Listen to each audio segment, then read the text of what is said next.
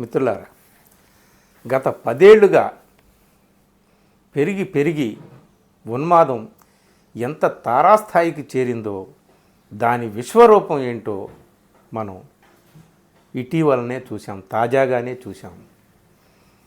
10 ఏళ్లుగా పెరిగినటువంటి ఉన్మాదం ముందు 10 ఏళ్లుగా పెంచుకున్న మానవత్వం భయంతో వణికిపోతూ తలదించుకొని నిశ్శబ్దంగా మౌనంగా కూర్చుంది ఈ దేశంలో. పల్లెత్తి ఏం మాట్లాడినా సరే ఏమవుతుందో అన్న భయంతో. అలాంటి దారుణమైన విపత్కరమైనటువంటి స్థితికి ఈ దేశాన్ని కొంతమంది కుహనా దేశభక్తులు తీసుకొచ్చారు. మిత్రులారా, నేను ఎందుకు ఏం చెప్తున్నాననేటటువంటిది మీకు ఈపాటికే అర్థమైంది. అదేనండి దేశభక్తి.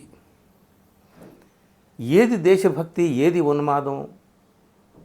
మొన్నటి వరకు ఈ మాట కూడా మాట్లాడడానికి అవకాశం లేదు. ఇప్పుడు అందరూ కూడా మనసు విప్పి నోరు తెరిచి మాట్లాడుతున్నారు. పత్రికల్లో వ్యాసాలు వస్తున్నాయి. చూడండి, నిన్న హిందూ పత్రికలో వచ్చినటువంటి ఈ వ్యాసం.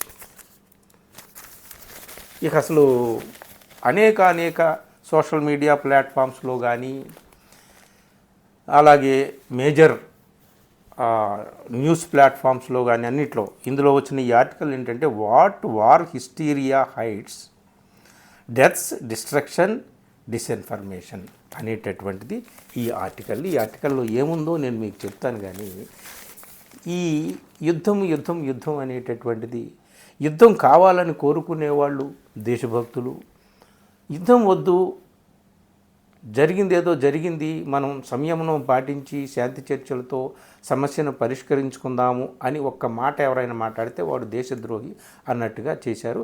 ఇదంతా ఒక పక్కన పెడితే అసలు యుద్ధ సమయంలో అసలు అది యుద్ధమే కాదు, ఒక just crisis between India and Pakistan అని డిఫెన్స్ అనలిస్టులు చెప్తున్నారు. అదొక సైనిక చర్య అని కూడా అనొచ్చు.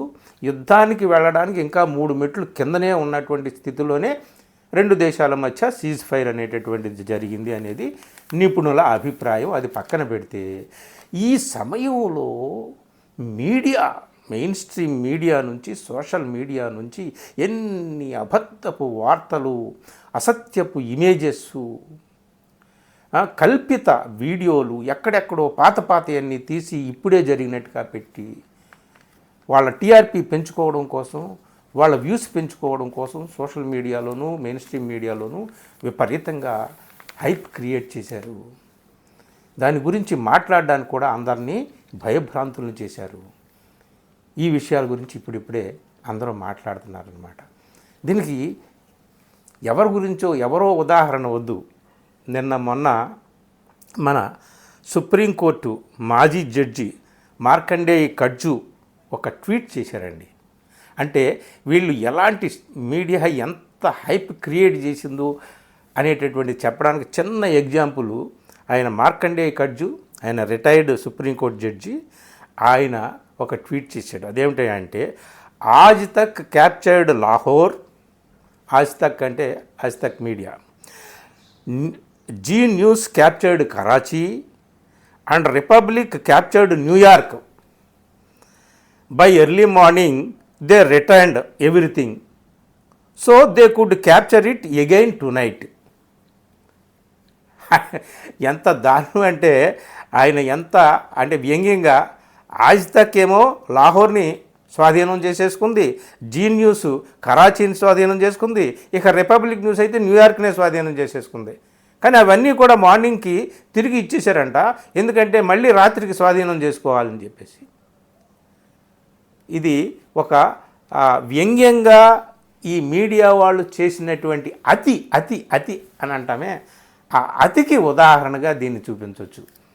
అసలు రావల్పిండిని పిండి చేసేసారు, కరాచీని కరకర నమిలేశారు, ఇస్లామాబాద్ని ఇసుక చేసేసారు. ఇట్లాంటి మాటలతో మీడియా వాళ్ళు సరే ఎక్కడెక్కడో పాత ఇందులో ఈ ఎడిటోరియల్లో ఈ ఆర్టికల్లో ఒక కరాచీ పోర్టుని ధ్వంసం చేసినటువంటి ఇమేజ్ ఒకటి పోస్ట్ చేస్తే దానికి 2.5 మిలియన్ టైమ్స్ వ్యూస్ వచ్చినాయంట. సో ఇట్లాంటివి ఇండియాలోనూ పాకిస్తాన్లో ఇక రీల్స్ అయితే అసలు చెప్పనే అవసరం లేదు. నవాజ్ షరీఫ్ని నీటిలో ముంచేసి గుంజేస్తున్నట్టు మోడీ, ఇక ఇట్లా ఇక్కడ ఇండియాలోనూ అటు పాకిస్తాన్లోనూ ఇండియా నాయకుల మీద, ఇండియా సైనికుల మీద పాకిస్తాన్లోనూ ఎవడు ఇష్టం వచ్చినట్టు వాళ్ళు మీమ్స్, రీల్స్, న్యూస్ ఇష్టం చేసుకున్నారు. ఇది అతి అతి అతి. దిస్ ఈజ్ కాల్డ్ ఉన్మాదం, హిస్టీరియా, నాట్ పేట్రియాటిజం. ఇది దేశభక్తి కాదు మిత్రులారా. సరే, అంతా ఇప్పుడు శాంతం అయింది కాబట్టి ఇప్పుడు మనం కొన్ని విషయాలు మాట్లాడుకోవాలి. ఏమిటి అంటే ఈ ఆర్టికల్లో ఇచ్చినటువంటిదే మనం ఇప్పటికి ఒక 5 యుద్ధాలు చూసాం కదా. 47, 48 కాశ్మీర్ ఇష్యూ మీద జరిగినటువంటి యుద్ధము, అలాగే 62లో ఇండియా చైనా వారు, అలాగే 65లో మళ్ళీ పాకిస్తాన్తో యుద్ధం, అలాగే 71లో యుద్ధం, అలాగే 99లో కార్గిల్ యుద్ధం, అలాగే శ్రీలంకకి మనం అక్కడ ఎల్టీటీతో కాన్ఫ్లిక్ట్కి సంబంధించి ఇండియన్ పీస్ కీపింగ్ ఫోర్స్ని పంపించాం, ఐపీకేఎఫ్. ఆ సందర్భంగా దానికి ఆపరేషన్ పవన్ అని పేరు పెట్టారు. అది ఇన్ని జరిగాయి. ఇన్ని జరిగిన తర్వాత కూడా మనకి ఉగ్రవాద దాడులు జరుగుతున్నాయి. దాని మీద మనం స్పందించాల్సి వస్తుంది. దానికి ప్రతీకారంగా మనం ఏదో చేయాల్సి వస్తుంది. ముఖ్యంగా ఇండియా పాకిస్తాన్ మధ్య ఘర్షణ అనేటటువంటిది అనివార్యం అవుతూ వస్తుంది. సో యుద్ధము పరిష్కారం కాదు అని చెప్పడానికి ఈ 5 యుద్ధాల్లో జరిగిన నష్టం చాలు మనకే కాదు, పాకిస్తాన్కి కూడా. పాకిస్తాన్కి ఇంకా దారుణమైనటువంటిది. ఇందులో ఈ ఆర్టికల్లో యుద్ధం వస్తే కేవలం జవాన్లు మాత్రమే చచ్చిపోరు, సైనికులు మాత్రమే చనిపోరు, సామాన్యులు చనిపోతారు చాలామంది. అలాగే ఆస్తి నష్టం విపరీతంగా జరుగుతుంది. సామాన్యులకు జరిగేటటువంటి ఆస్తి నష్టాన్ని వాళ్ళు కొన్ని జన్మలెత్తినా పూడ్చుకోలేరు. ప్రభుత్వాలు ఏమీ చేయలేవు. కంటి తుడుపు చర్యలుగా ఏమైనా చేయవచ్చు. అలాగే ఒక దేశం యొక్క ఆర్థిక స్థితి, ఎకానమీ కుదేలైపోతుంది. దాని జీడిపి పడిపోతుంది. మన ఈ 5 యుద్ధాల్లోనూ దాదాపు అంటే శ్రీలంకకు పంపించినటువంటి ఆ పీస్ కీపింగ్ ఫోర్స్కి సంబంధించి ఆ సందర్భంగా జరిగినటువంటి ఘర్షణలో మొత్తం మీద మనకు ఎంతమంది జవాన్లు చనిపోయారంట, వాళ్ళు అధికారికంగా ఇచ్చిన లెక్కల ప్రకారమే 13,140 మంది చనిపోయారు సైనికులు. అలాగే 26,500 మంది గాయపడ్డారు. ఇవి కేవలం మిలిటరీకి సంబంధించినటువంటి ప్రాణ నష్టం. ఇక సివిలియన్స్కి సంబంధించినటువంటి నష్టం ఎంత, ఆస్తి నష్టం ఎంత, దాన్ని మనం అంచనా వేసుకోవచ్చు. ఇంతేకాదు, 2 దేశాల మధ్య డిఫెన్స్ ఎక్స్పెండిచర్ విపరీతంగా పెరుగుతూ వచ్చింది. ఒకప్పుడు 91, 93 ఆ ప్రాంతంలో మనం ఆయుధాలని దిగుమతి చేసుకునేటటువంటి టాప్ 5 కంట్రీస్లో లేము. 2000 తర్వాత మనం ఎక్కడికి టాప్ 5 కంట్రీస్లోకి వెళ్ళిపోయాం. 2000 తర్వాత ఏది ఆర్మ్స్ ఇంపోర్ట్స్ చేసుకునేటటువంటి కంట్రీస్లో మన డిఫెన్స్ ఎక్స్పెండిచర్ 6.7 lakhs crores ఉంది 24-25 బడ్జెట్లో. అది దగ్గర 9.7% ప్రీవియస్ ఇయర్ కంటే ఇప్పుడు ఈ సంవత్సరం పెంచారు అని చెప్పేసి చెబుతున్నారు. అదే పాకిస్తాన్ డిఫెన్స్ బడ్జెట్ దాదాపు 2.22 lakhs crores. మనది $75 బిలియన్ మన ఎక్స్పెండిచర్ ఉంటే వాళ్ళది 20 బిలియన్ వాళ్ళకు ఉంటుందన్నమాట. సరే, వాళ్ళది 24-25 crores పాపులేషను, మనది 146 కోట్ల పాపులేషను. సో మన ఎక్స్పెండిచరు ఇంతమంది మీద ఇంత పెట్టడం అనేటటువంటిది నానాటికి అది పెరుగుతూ వస్తుంది. ఆదాయం తక్కువ, అసలే ఆదాయం తక్కువ. పాకిస్తాన్ లాంటి దేశం అయితే ఆర్థికంగా చితికిపోయి అక్కడ ఉద్యోగాలు లేవు, ఆర్థిక సంక్షోభం, అంతా కూడా పేదరికం. అలాంటి దేశం దాదాపు 60-70% నిధుల్ని సైన్యం మీదే పెడితే ఆ దేశానికి ఏమిటి పరిస్థితి? మనం ఏమీ సంపన్న దేశాల్లో మన దేశం ఒకటి కాదు. ఇక్కడ కూడా 100కి దాదాపు 50-60% మంది రెండో పూట తినడానికి లేనటువంటి వాళ్ళ పరిస్థితి ఉంది. ఆర్థికంగా మనం కూడా వెనకబడినటువంటి దేశమే. ఇలాంటి దేశాల మధ్య యుద్ధం జరిగితే ఏంటి పరిస్థితి? యుద్ధాల వల్ల, గతంలో చూసినటువంటి యుద్ధాల వల్ల మనం సాధించేది ఏమిటి? అందుకనే చాలామంది యుద్ధం వద్దు, శాంతి కావాలి, చర్చల ద్వారా పరిష్కరించుకుందాం అని అంటారు. అలా అనేటటువంటి వాళ్ళని దేశద్రోహులు అని చెప్పి ముద్ర వేసి వాళ్ళని టార్గెట్ చేసి ట్రోల్స్ చేసి చేస్తారు. ఇది ఎంతవరకు ఈ విధమైనటువంటి ఈ సూడో దేశభక్తి ఎంతవరకు ఎంత స్థాయికి వెళ్ళిందంటే, మొన్నటికి మొన్న సీజ్ ఫైర్ అనేది 2 దేశాల మధ్య జరిగినటువంటి ఆ డీజీఎంఓ, ఈ డీజీఎంఓ, ఆ సైనిక అధికారులు, మన సైనిక అధికారులు, ఆ పాలకులు, మన పాలకులు మాట్లాడుకొని సీజ్ ఫైర్ చేసుకుంటే ఆ విషయాన్ని ఇక్కడ ప్రజల ముందు మీడియా బ్రీఫింగ్ ఇచ్చినటువంటి విదేశాంగ కార్యదర్శి మీద ట్రోలింగ్, అతను ఏదో చేసినట్టు విపరీతమైనటువంటి ట్రోలింగ్ చేస్తున్నారని చెప్పి దాన్ని ఖండించడం లేదు అధికారంలో ఉన్నటువంటి వాళ్ళు. ఇంత దారుణంగా వెళ్ళింది. అసలు ఇప్పుడు ట్రోలింగ్ ఎంతవరకు వెళ్ళిందంటే, అమెరికా ప్రెసిడెంట్ ట్రంప్ ఇష్టం వచ్చినట్టు మాట్లాడుతున్నాడు, ఆయన చెప్తే నేను విన్నావు అని చెప్పేసి మోడీని కూడా ట్రోల్ చేసే, సొంత పార్టీలోనే ట్రోల్ చేసేటటువంటి పరిస్థితి వచ్చింది. ట్రంప్ని ఒక మాట మాట్లాడలేకపోతున్నావు, ఏంటి నీ పరిస్థితి అని చెప్పేసి. సో వాళ్ళు ఎవరు పెంచి పోషించినటువంటి శక్తుల యొక్క ప్రభావం వాళ్ళు రుచి చూడాల్సిందే. అది ఎప్పటికో ఒకప్పటికి వస్తుంది. ఇప్పుడు మోడీకి చాలా ప్రాణ సంకటమైనటువంటి స్థితి వచ్చింది. అది సరే, అలా ఉంచండి. ఈ ఆర్టికల్లో ఇప్పుడు ఉక్రెయిన్ రష్యా వార్ జరుగుతుంది కదండి, అలాగే ఇజ్రాయెల్ గాజా ఘర్షణ జరుగుతుంది కదా, దానికి సంబంధించి ఒక చిన్న, అంటే మన దేశానికి జీడిపి ఏ విధంగా ఏమిటి అనేటటువంటిది గతంలో పడిపోయింది ఏంటి అనేది ఈ లెక్కలు ఏమి ఇవ్వలేదు. దీన్ని బట్టి మనకి అర్థం చేసుకోమని చెప్పి చిన్న ఎగ్జాంపుల్గా ఇచ్చారు. రష్యా జీడిపి కోవిడ్-19 సమయంలోనే 5.6% ఉంటే అది ఉక్రెయిన్తో వార్ సందర్భంగా చివరికి ఎక్కడికి వచ్చిందంటే -2.1%కి వెళ్ళిందంట రష్యాలో పరిస్థితి. ఇక ఇజ్రాయెల్ పరిస్థితి, ఇక ఉక్రెయిన్ పరిస్థితి అయితే -28.8%కి పడిపోయింది జీడిపి.